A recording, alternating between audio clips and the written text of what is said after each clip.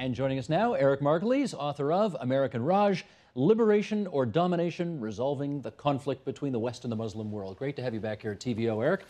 We wanted you to be our first guest in this Countries Week, as we're calling it. We're focusing the spotlight on a different country every day of the week. Later in the program, Greece. But we wanted you to start us off because we know you have a particular affection for 4 countries in this world. And they are the United States, Canada, France, and Switzerland. So I want to start by asking what your connection is to each of those countries. The U.S. Well, Steve, these are emotional connections, and I brought this subject up originally because I wrote a column about how much I hated nationalism and how mankind was at its lowest and most bestial phase when you in spouts of nationalism and religious fanaticism. And from that, I backed off and I said, however, there are 4 countries to which I'm so emotionally attached that I would actually go and fight for them if they were attacked by another country. And the U.S. because? Well, in the U.S. because I was born in New York City. Okay. And I am still in awe of the majesty and the wonder of the United States. Are you still a citizen? I'm still a citizen of all the great, I'm also a Canadian too, so I call myself a North American, but we'll come to that. Okay, number 2 on the list, Canada. I think it's fairly obvious. You live and work here now, so is there anything beyond that? Why Canada holds affection for you? Well, let me finish with the U.S. first. Oh, Eric, it's an hour show. Give me a break. Let's go. Being paid by the word here, so. No, so I always had a great admirer of the principles of the United States, the opportunities that offered my parents, who came from abroad and who started off, my father, who worked his way up from the Lower East Side in New York and ended up on Park Avenue. My mother, who came, was the first woman in her country to go to university. And so I'm deeply appreciative of all the things the United States had done. And to the point where when the Vietnam War broke out, I enlisted in the U.S. Army, even though I didn't have to, but I did.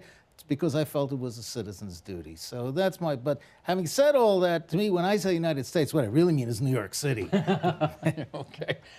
Canada, because you live and work here, and anything beyond that? Yes, I came here, business originally brought me here, but I could have lived anywhere in the world that I wanted to and run things from a distance, but somehow I fell in love with Canada. I can't explain it to this day. There's just something here. It's some kind of northern voodoo that captured my spirit, and I think in a way, you know, Canada for me was like the small town that I never came from. When I lived in New York, we used to move every year. I lived in, 15 different countries. Canada suddenly became home for me, and I found the nicest, most decent and gentle people that I'd ever met anywhere. And I was just really, I felt a great sense of security. Somebody once said to me, living in Canada is like living with your parents for the rest of your life. Well, you know what? If you say United States, but you really mean New York, and you say Canada, but you really mean Toronto, there's a kind of simpatico there, right? This is, after all, New York run by the Swiss, this town. Well, it is, yes, of course, as Peter Ustinov so rightly said, but I love other parts of Canada, too. Okay. France, why is it on the list? Because, Steve, Thomas Jefferson said, every man has 2 countries, his own and France. And I couldn't agree more. And to this day, you still pronounce it France. I noticed that. I dance in France. You do? I know you love history. Is that part of why France I love history, and particularly military history. There's something about French history that moves me tremendously deeply. I go twice a year to the World War I and World War II battlefields in France and the forts, and I feel a resonance, a historic link, an emotional link with the great suffering and the great glory that France has undergone. And to me, France is one of the world's most beautiful countries. Switzerland.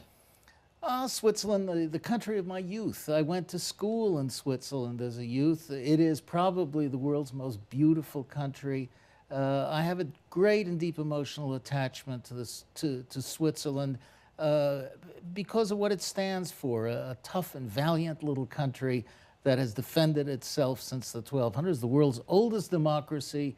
They make some fabulous wines, but the Swiss really have made themselves wealthy and respected with nothing to start with but rocks and determination. And yet, you know, the one adjective people always use about Switzerland is one they would never use about you, which is neutral. You're neutral about nothing. You have opinions about everything. How is it that the one neutral country in the world is the one that you love among the top four? Steve, as you well know, I have no opinions about sports whatsoever. Oh, that's I a good don't point. even know what season it is. You're neutral about the Leafs, that's true. The Swiss are officially neutral, but the Swiss are all about the Swiss, right? Okay.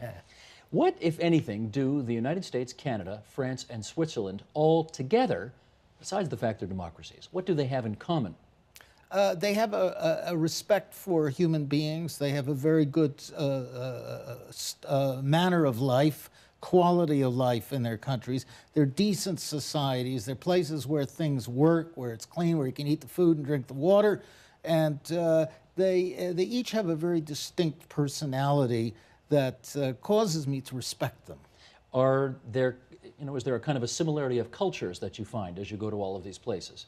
Or the people, something like that? No, I think it's vive la différence. Okay. For example, I love when I go to France, I stand in awe of French culture.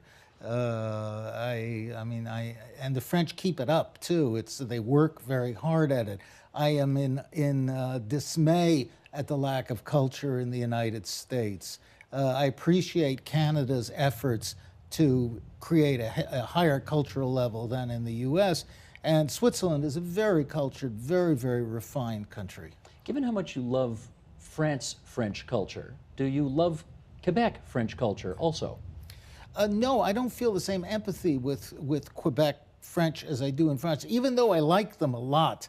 And I have a great liking and sympathy for Montreal and the Quebec province. I don't see a mental link between Quebec and France. I wish there was a stronger one. I won't be the first person to have said this, I'm sure, but Americans are from Mars and Canadians are from Venus, and a lot of people have said it. Do you agree with that as well? Oh, absolutely. It took me many years to realize it. And you know who really gets whacked by that proposition are businesses, because Canadian businesses go into the States and think that they're just going to be like selling in Manitoba, and they find out they're in something that's closer to the third world, and vice versa. The Americans come up here and, we know, we'll sell to those natives up there, and they get a lot of black eyes. I suspect people watching this, some of them will say, this guy's written 2 books about places that are very far away, both culturally, geographically, and politically, and yet it's sort of 4 traditional, long-standing Western democracies that are on your list.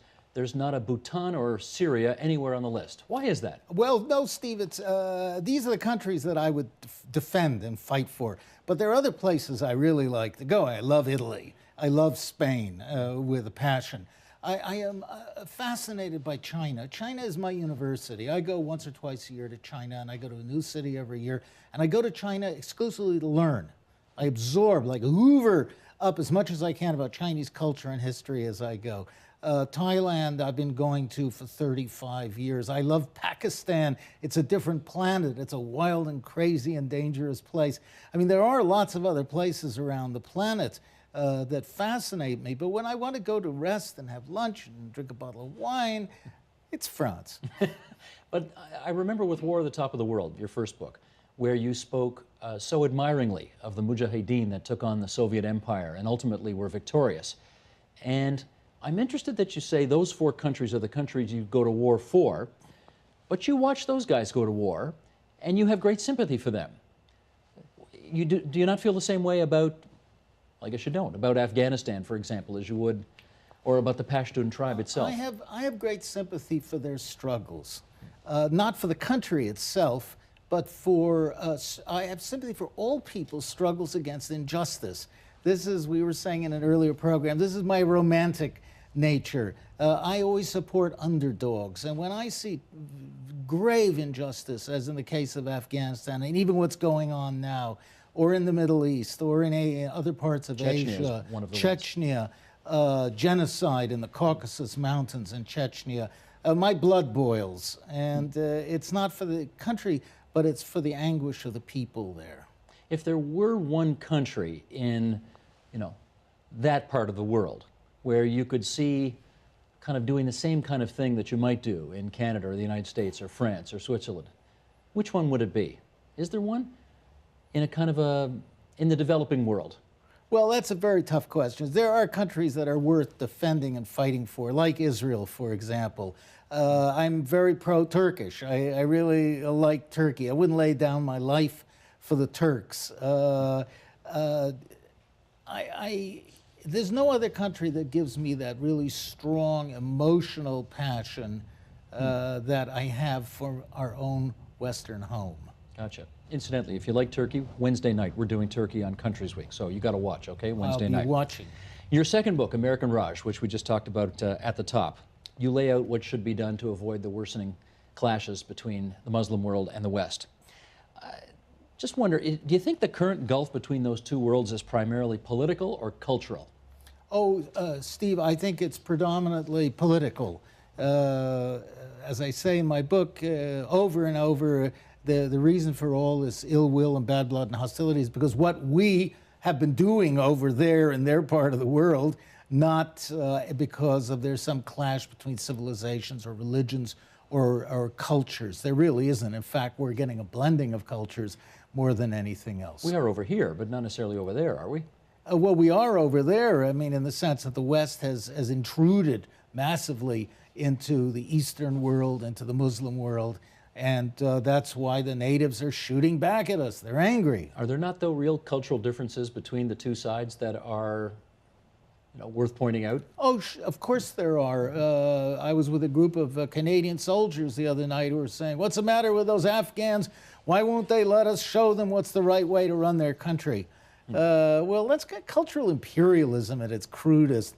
And they're not coming over here telling us that we have to put our women in burqas. We're going over there and telling them that they have to allow pole dancers and bikinis and things like that. It's much more of a one-way street.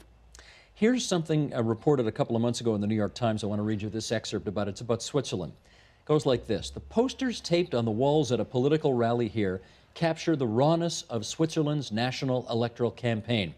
3 white sheep stand on the Swiss flag as one of them kicks a single black sheep away. Bearing this in mind, are countries that you admire, ours, the Americans, the Swiss, the French, seeing their attitudes towards others hardening, as this cartoon suggests, or becoming more tolerant, in your view? Oh, hardening, I think, Steve. I've seen the progress of immigration into Switzerland since I was a student there. Today, 25% of the population of Switzerland are foreign-born. And there is great prejudice, particularly against people from Asia and the Muslim world in Switzerland. The Swiss are very chauvinistic. You can call them a racist people. That's not one of their nicer sides by any means, but they want to keep their country pure. They want, like the Japanese, they want to keep it Swiss. They know they have a country that works perfectly. They had no crime. It ran like a Swiss watch. And the Swiss maintained, up until in 1940, Swiss had an army of 800,000 soldiers ready to fight Germany. They were going to fight to their death for their independence, and that's ingrained in their mentality. You use the word pure, which is a very, that's a very loaded word to use. You meant homogeneic, I presume. Pure Swiss. Pure Swiss. Even though there are 4 national groups in Switzerland. Yes, they are. 4 official languages, aren't 4 there? official languages, including one nobody's ever heard of, which is called Romanche. But I don't mean pure in the Germanic Nazi sense. I just mean that they want Swiss, and they don't want people who are not Swiss. Gotcha. Last question, Eric, and we are anticipating the future, not pushing you towards that future as I ask this question. To which country will you eventually retire? Mon Dieu, that is a very difficult question.